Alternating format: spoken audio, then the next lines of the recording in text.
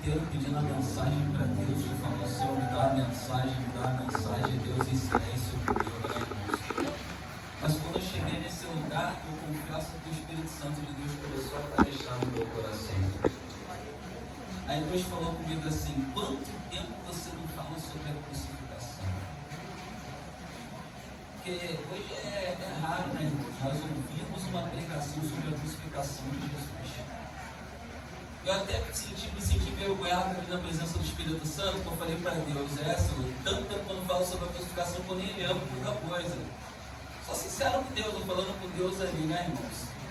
Mas aí Deus, Ele vai lembrando, né? Vai falando ao nosso coração. Irmãos, abre a tua Bíblia aí rapidamente no livro de... Vamos ler o Evangelho de João, capítulo 3, versículo 16. É a noite de Santa Ceia, né, irmãos? Vamos ler aqui, né, sobre aquilo que Jesus ele fez pela mim e pela sua vida, né, irmãos? Então nós sabemos que Jesus ele é maravilhoso. O tempo todo Deus é maravilhoso. Você já falou para o Senhor hoje que o Senhor é maravilhoso? A Bíblia diz que o Senhor é bom e a sua misericórdia dura para todo sempre, né, Deus? Louvado seja o nome do Senhor. Irmãos, diz assim, João 3,16, né?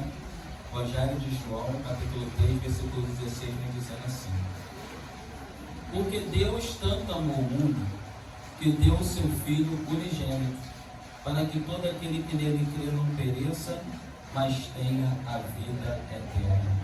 Pode se assentar, irmãos. Irmãos, eu estava falando com Deus aqui, né, sobre, palestrando aqui com Deus sobre esse versículo, que diz, né, porque Deus tanto amou o mundo que deu o seu Filho unigênito, né? Sabe o que esse versículo mostra para mim, mostra para você? Que Deus ele não ficou apenas em palavras, mas Deus ele, sabe, ele mostrou o amor dele através de uma ação. Você imagina se Deus virasse para mim, para você, Deus não tem obrigação de nada, irmãos. Mas se ele virasse para mim, para você e falasse, ó, te amo, te amo, te amo, te amo, tá bom, Senhor me ama, te amo, te amo, te amo, te amo, mas eu vou provar, vou mostrar para vocês que eu amo vocês. Aí Deus ele foi lá e deu o Filho dele, irmãos.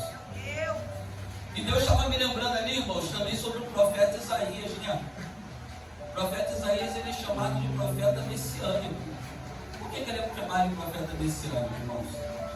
Isaías ele teve um ministério que começou no século 8. O livro do profeta Isaías é o livro ao qual abre uma série de julgamentos contra o reino sul de Israel.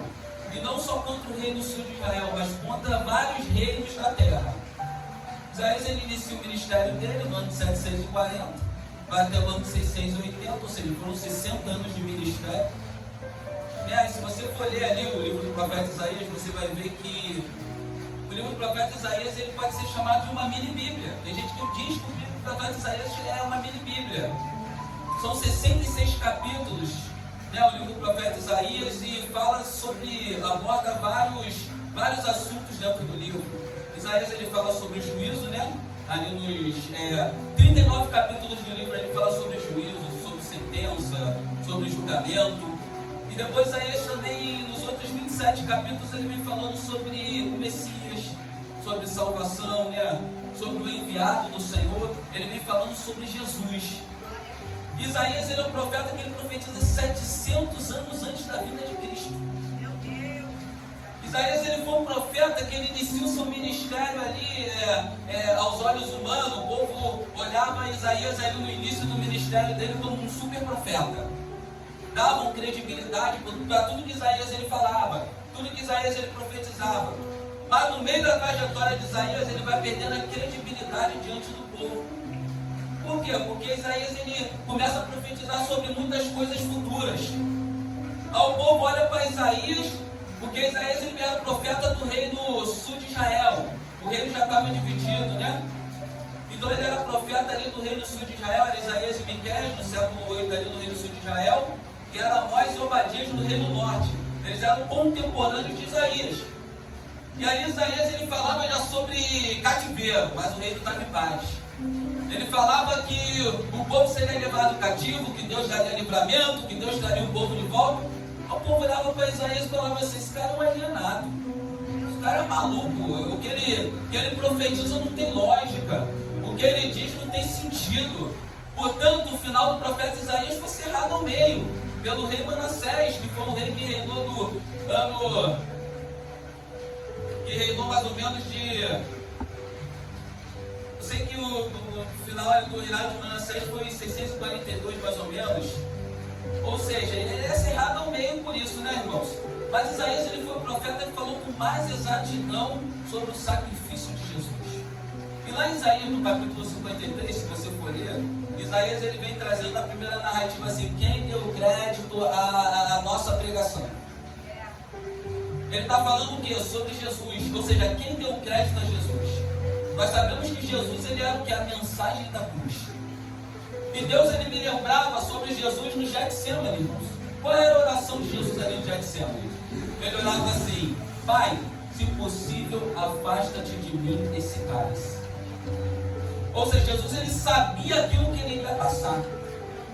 Uma coisa é Deus virar para mim e falar assim: olha, pastor Eduardo, eu tenho uma obra na sua vida, eu tenho um propósito contigo, mas eu não sei qual vai ser o meu final. Eu não sei como será a minha morte. Deus, ele não falou para mim como vai ser a minha morte, mas Jesus, ele já sabia o que iria acontecer com ele. E quando ele orava a ele, ele dizia: Pai, se possível, afasta-te de mim esse cálice. Como que ele diz: Pai, será que não tem como ser de outra forma, de outra maneira?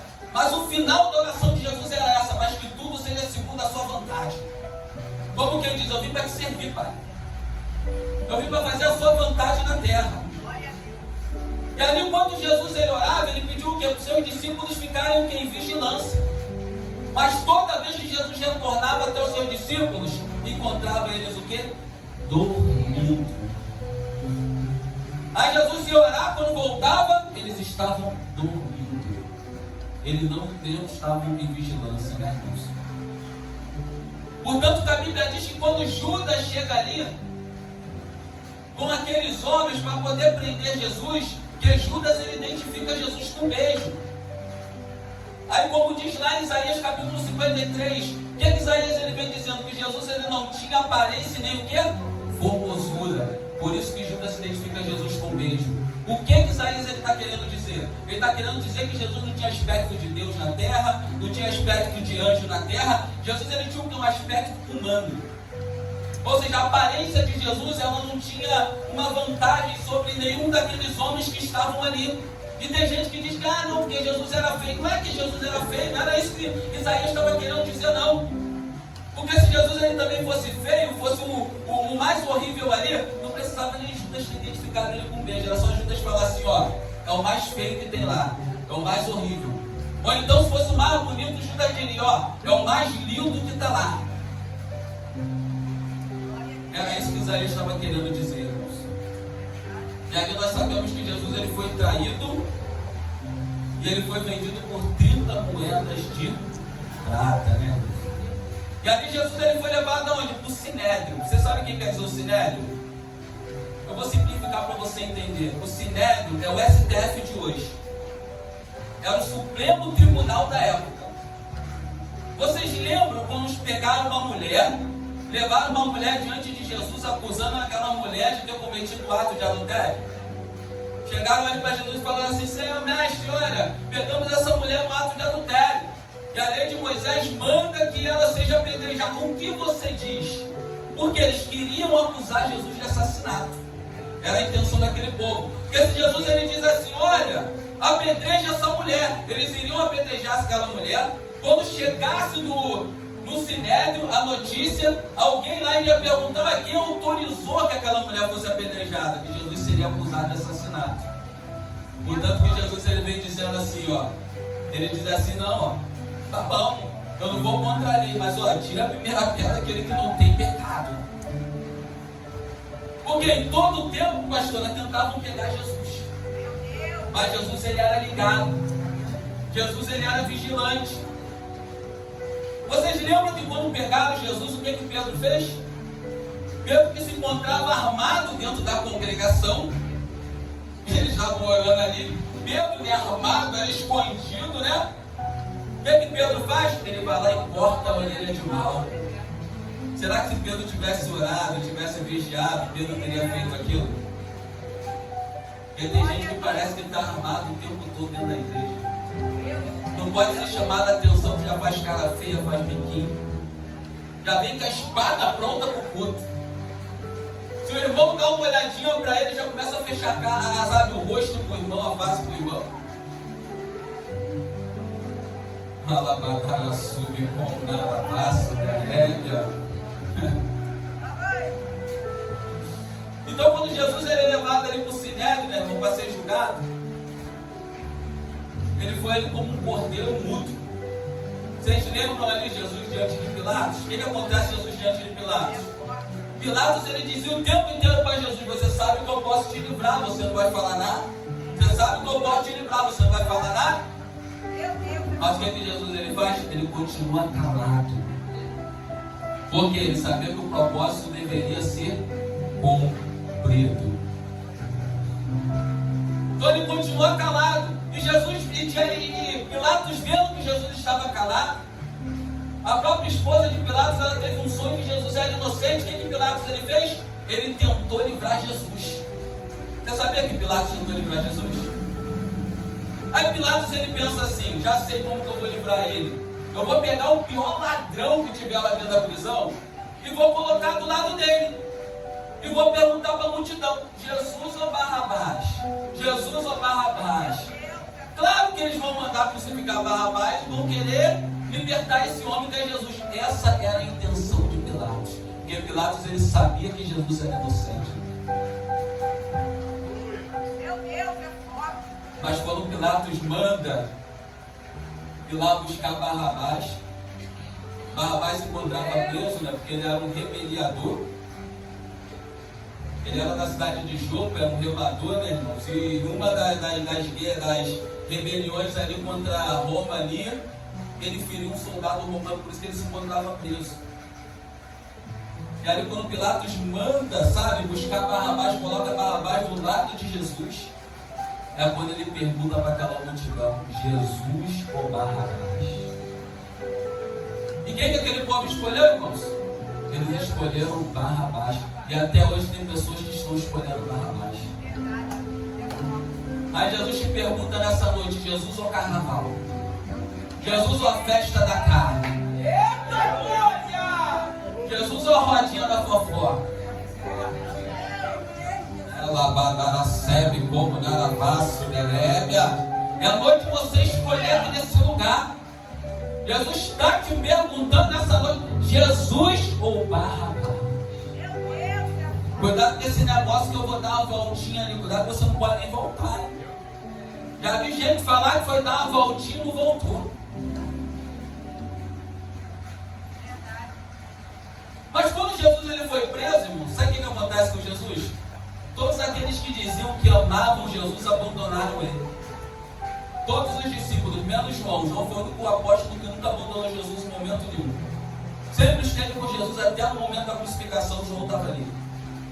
Por isso o próprio Jesus ele faz uma promessa para João, dizendo que João não morreria sem o ver novamente. É quando João vê Jesus lá em Apocalipse, quando ele estava aprisionado na ilha de Patmos. Aí ele viu Jesus novamente, a promessa se cumpriu. Aí Jesus virou para Pedro e falou assim: olha, quando Jesus falou, né, do sofrimento, aí Pedro veio enquadrando Jesus dizendo: Senhor, nunca te abandonarei, Senhor, nunca te abandonarei, nunca te largarei, Senhor, eu te amo, você é lindo. Porque tem gente que fala isso para Jesus: Jesus está lindo, Jesus está maravilhoso, Senhor, sabe, tem razão do meu viver, mas quando o vento sopra, ele quer sair fora. Mas sabe uma coisa que Deus me lembrou aqui, irmãos? Entenda bem. O que Jesus falou para Pedro? Pedro, tu me negarás 3 vezes antes que o galo. Que tipo de galo que Jesus estava falando? Eu vou explicar uma coisa para você. No judaísmo é proibido criar galo, criar galinha, é animal totalmente considerado impuro, não pode ter. Quando Jesus estava falando sobre galo cantar, Jesus estava falando do toque da trombeta. Por quê? Em termos bíblicos, como a cidade estava em festa, a cidade estava agitada, estavam começando as festas, então cada sabe, de uma vigília para outra, a trombeta era tocada. Tipo, mudava uma vigília, o soldado ia lá e tocava a trombeta para anunciar. Mudava outra vigília, o soldado ia lá e tocava a trombeta. Jesus não estava falando de gado animal. Jesus estava falando sobre corneta, trombeta. Você não está entendendo o que Jesus está falando para você, não? Cuidado que você pode negar Jesus agora e a trombeta tocar logo em diante. Eu estou falando para você, não é heresia, não. Então, quando Pedro ele nega Jesus, na terceira vez a corneta toca. Aí Pedro se lembra daquilo que Jesus falou para ele.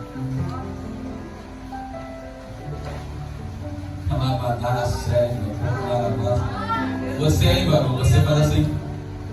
É você mesmo. Não se preocupa não, que Jesus vai escrever uma nova história na tua vida, tá? Existem sonhos. Deus vai realizar esses sonhos. Tu não está esquecida não, barulho. Está esquecida não. Deus tem uma obra muito grande com você. Você sabe disso, Deus tem falado. Desde o início do culto, Deus está falando com você no seu coração. Deus está trabalhando na tua vida. Abadara, sube, comprar a massa. Então não se preocupe. Então, irmãos, ali Pedro ele se lembra daquilo que Jesus falou com ele. Aí quando Pedro se lembrou, começou aquele remorso, né?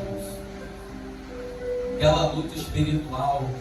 Porque é sempre assim, Deus ele sempre nos alerta antes. Jesus vem falando comigo, vem falando com você antes, vem sempre nos alertando, né? Agora, se você der lugar para a carne vai estar. Vou falar para os irmãos por que Deus alerta antes. Foi 2 semanas atrás, eu passei 2 ou 3, não lembro, eu passei uma tribulação. Sabe o que aconteceu comigo?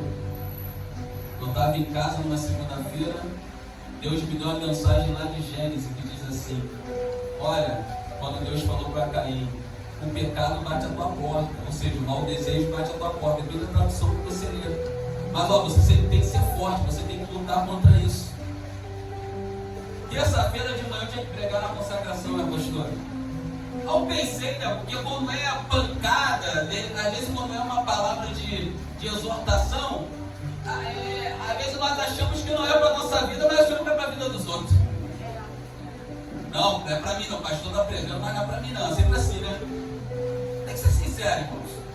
Mas quando eu cheguei na consagração, Deus não me deu aquela mensagem.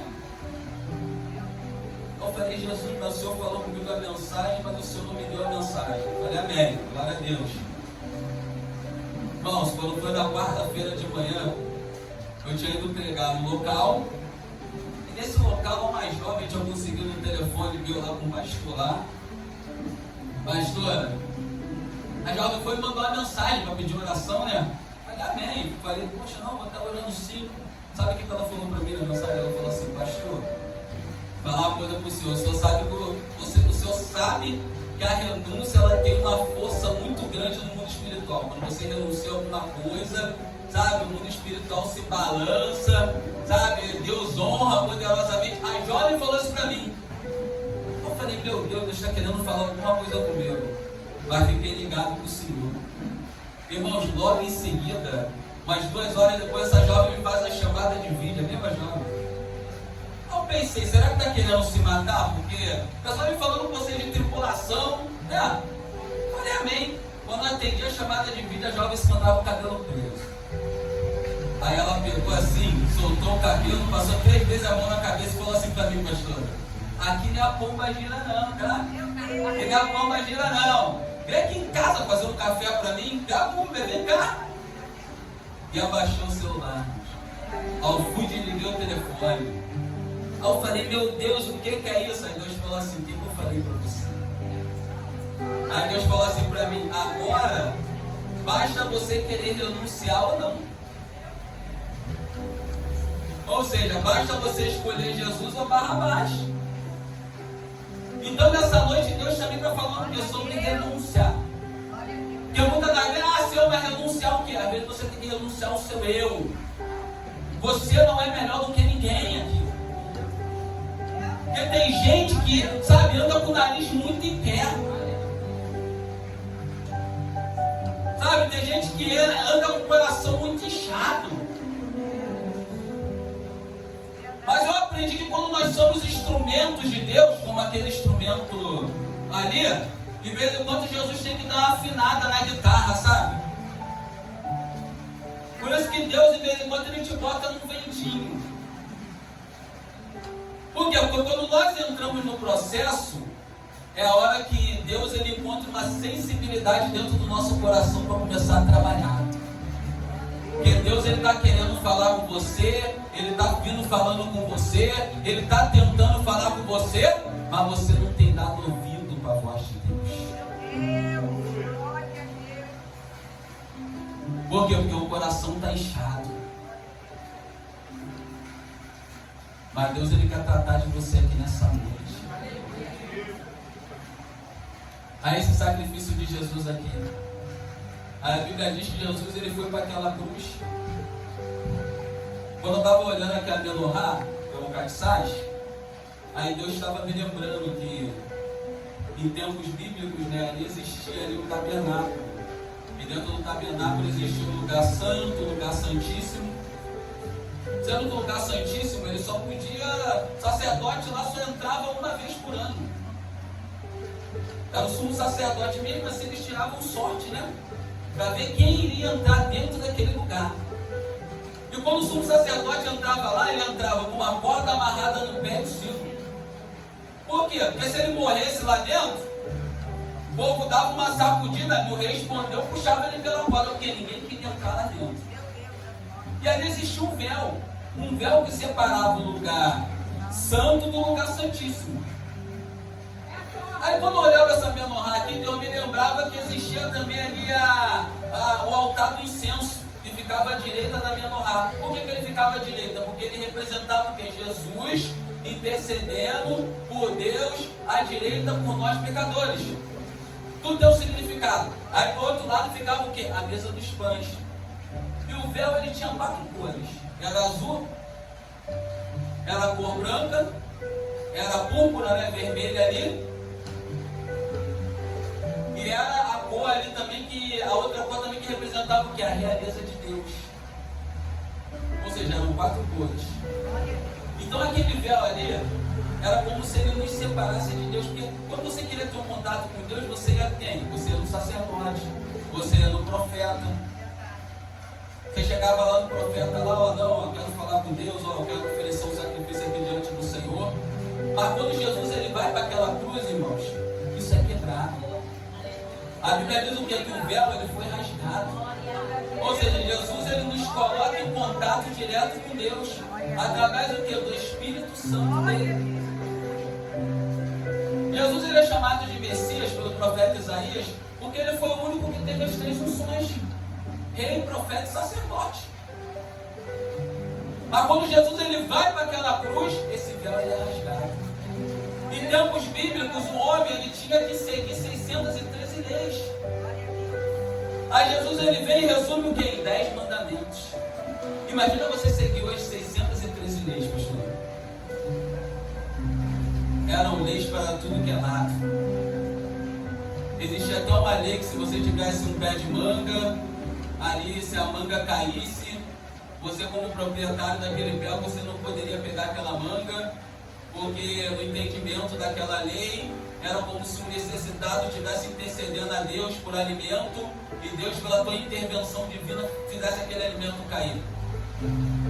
Ou seja, eram 613 leis. Aí quando Jesus vai para aquela cruz lá, ó, ele resume tudo. Hoje Jesus ele te coloca em contato direto com Deus. Hoje você pode dobrar o joelho na tua casa e falar com o Pai. Você pode entrar no teu quarto, fechar a porta, orar diante de Deus. Hoje você pode fazer, mas você tem feito isso hoje? Para finalizar aqui no versículo que nós lemos, né, João 3,16, A Bíblia fala que existia um homem fariseu chamado Nicodemos. Só para você entender. Nicodemos, ele não era eu vejo ele como um admirador de Jesus. Eu não vejo ele como um seguidor de Jesus. Por quê? Porque a Bíblia diz que ele vai ter com Jesus escondido. Porque ele temia ser visto pelos fariseus. Por quê? Porque Nicodemos, ele era um homem importante. O próprio Jesus vira para Nicodemos e diz assim: olha, tu és mestre Israel. Como que ele diz? Tu és importante Israel. E ele vai ter com Jesus aonde? No terraço da casa dele. Porque naquele tempo a sala era em cima, né? Ou quando você não construía uma sala em cima da sua casa, você construía um quarto para hóspede. Irmãos, a sala era em cima, a entrada era pela cozinha, em tempos bíblicos, era tudo assim. Tudo modificado. Então ele vai ter com Jesus no terraço ali, porque ele teria ser visto, pastor. Era aquele tipo de crente 007. Agente secreto. Quantas pessoas lá no teu trabalho sabem que você é cristão? Que tipo de testemunho você dá quando você sai da porta para fora? Ou você está que nem Nicodemos, ali querendo servir Jesus secretamente?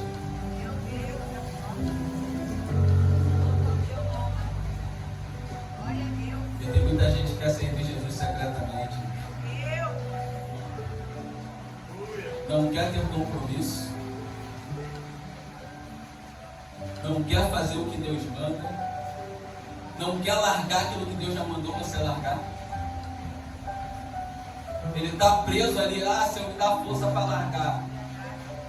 Mas se você não dá o primeiro passo para largar, você não vai ter força para largar. A palavra oração é o que? Orar seguido de ação. Oração é uma palavra seguida de ação. Quando Jesus, sabe, moça, quando Jesus chegou ali para ressuscitar Lázaro, Jesus mandou que tirasse o quê? A pedra. Jesus, ele podia ter dado ordem ali naquele momento. Os anjos descerem ali, vai, tira a pedra, arranca a pedra que eu vou realizar o milagre. Muitas das vezes o milagre não aconteceu por culpa sua, não é culpa de Deus. Porque você não quer se colocar onde Deus está mandando você se colocar. Você não quer se tornar a mulher de Deus que Deus quer que você se torne. Não quer se tornar o homem de Deus que Deus quer que você se torne. É por isso que as coisas não acontecem na sua vida. Aí você ainda tem a coragem de virar para Deus e falar assim: Senhor, e as promessas? Aí Deus fala: e a posição?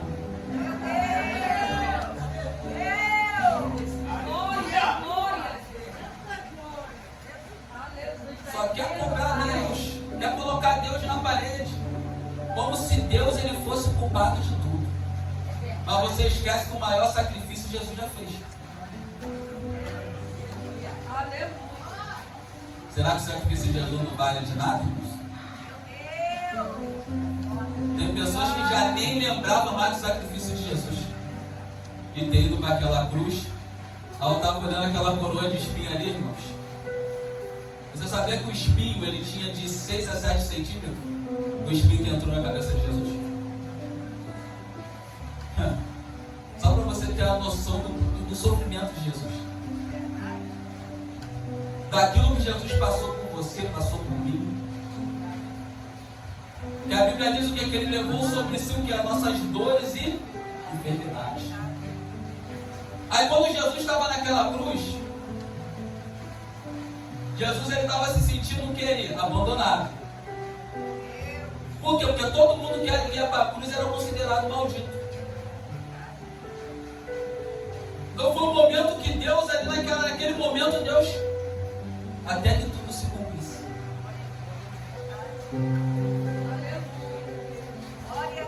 Aí depois que tudo se cumpriu, Jesus ele vem dizendo que foi dado para ele todo o poder, toda a glória, toda a unção.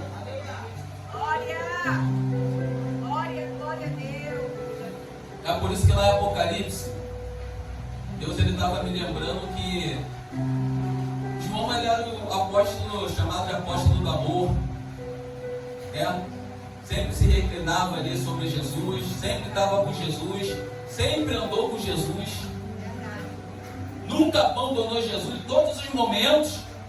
Mas quando João ele tem aquela visão do Apocalipse, que ele olha para Jesus, ele não consegue nem chegar mais perto, porque Jesus já se encontrava no corpo de glória. Antes João, que estava ali com Jesus, quando ele olha, Senhor, é tu, ele já não consegue mais. Aí ele traz uma descrição de Jesus, claro, uma descrição que passava sobre a mente dele, mas nós sabemos que Jesus era muito mais que aquilo. Ele fala que os olhos de Jesus eram como tocha de fogo. Ele vem dizendo, cabelo ali branco como a neve. Mas você vê que João já não consegue ele ter aquela aproximação de Jesus, porque Jesus já se encontrava no corpo de glória. Jesus hoje está no corpo de glória. Nós esquecemos de uma coisa. João Batista ele vem dizendo assim, que ele batizava com água. Mas após ele viria um que batizaria com o quê? Com o Espírito Santo e com fogo. Você sabe o que quer dizer fogo? Julgamento. Eu vejo um monte de gente, batismo com fogo. Não, fogo é julgamento. O que João Batista está dizendo? O Espírito Santo ele vai conceder a você, mas vai ter um dia que ele vai julgar também. Sabe, ele vai requerer todo aquele talento que você tem enterrado. Sabe, moça? Aquele talento enterrado, Jesus vai requerer. Porque não é nosso. Não é teu. O que Jesus derramou na tua vida não é teu. Jesus ele coloca os talentos sobre a nossa vida para ser usado. E quando eu olho para a igreja aqui, irmãos, eu estou mostrando que tem um monte de gente aqui com talento enterrado. Labacara sube como na vaso de Lébia. Mas nessa noite Jesus quer desenterrar talento na tua vida. Labacara sube de Lébia.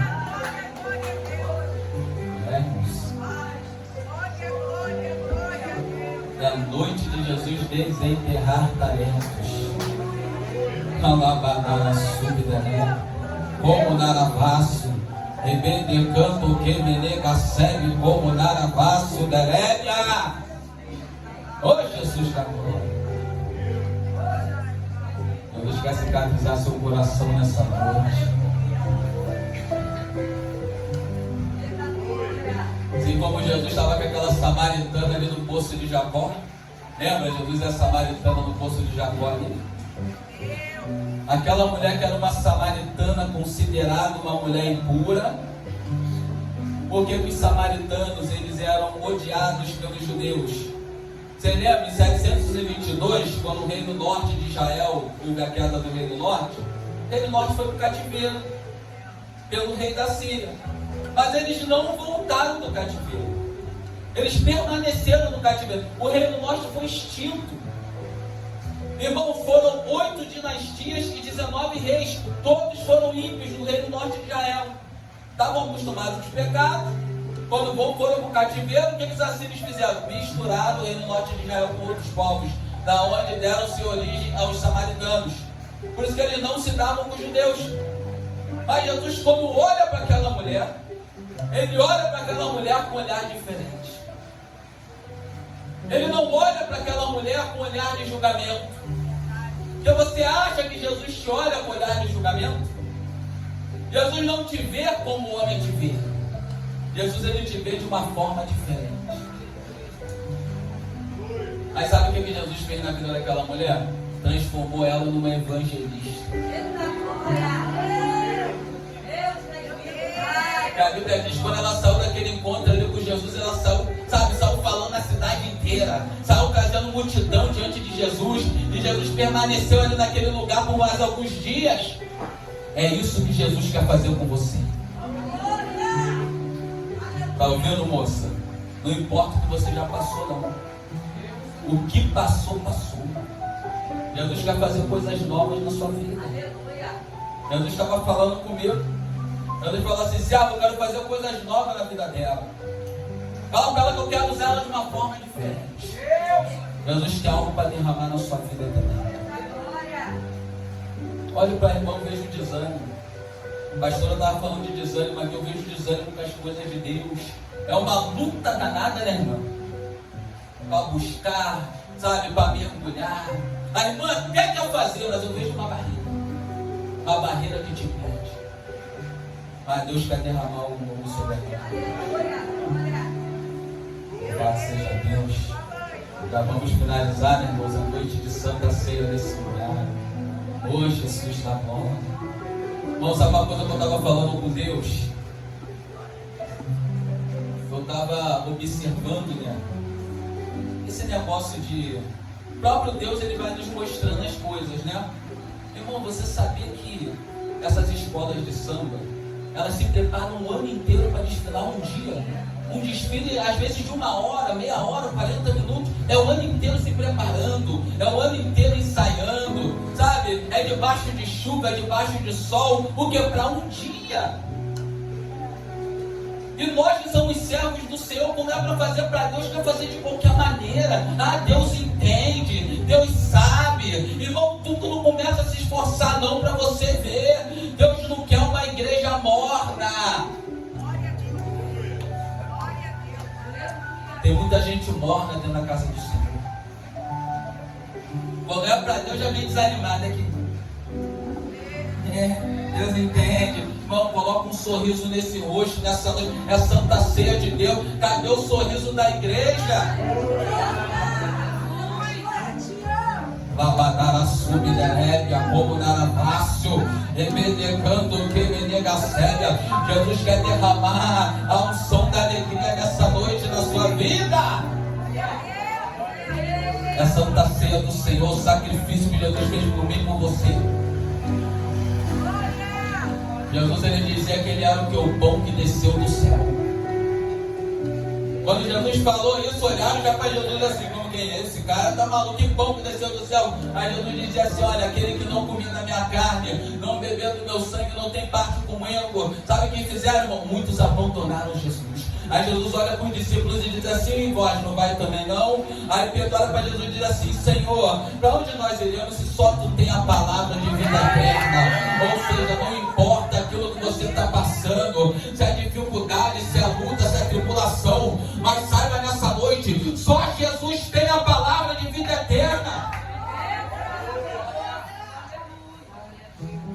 Né, varão? Só Jesus tem a palavra de vida eterna. E essa palavra de vida eterna vai entrar dentro da tua casa. Eu vejo Jesus entrando lá na tua casa hoje. Labadara subderébia, como naravaço. Jesus vai fazer uma obra lá naquele lugar. Ebede como naracébia, ebede como naravaço. Escuta o que Deus está falando contigo. Deus vai fazer algo, vai permitir algo. Só não pode ficar pedindo misericórdia. Tem que deixar Deus trabalhar. Deus é aquele que abate o espírito de rebeldia. Ó, morrer não vai morrer não. Nível pode até tentar tirar a vida, mas não vai morrer não. Porque Deus tem promessa.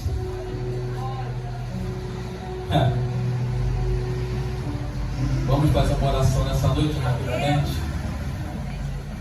Deus tem promessa na vida de muitas pessoas aqui. Deus tem promessa na vida da sua família. Né, Bárbara? Fala assim você, Jorge. Deus tem promessa na vida da sua família. E promessa grande. Clamar a cega, como na base.